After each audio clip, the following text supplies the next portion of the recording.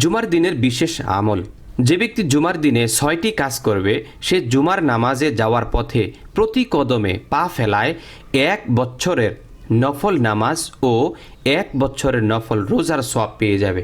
সুবহানাল্লাহ। প্রিয় দর্শক, মাত্র 6টি কাজ যদি করতে পারেন, জুমার দিন নামাজে যাওয়ার সময় প্রত্যেকটি কদমের বিনিময় আল্লাহ তাআলা 1 বছরের নফল নামাজ এবং 1 বছরের নফল রোজার সওয়াব পেয়ে যাবেন। সুবহানাল্লাহ।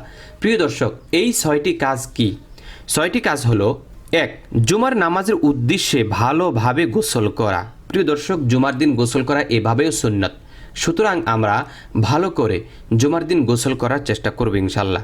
2. ওয়াক্ত হওয়ার সাথে সাথে আজানের অপেক্ষা না করে মসজিদে যাওয়া, অর্থাৎ সকলের আগে আগে মসজিদে যাওয়া।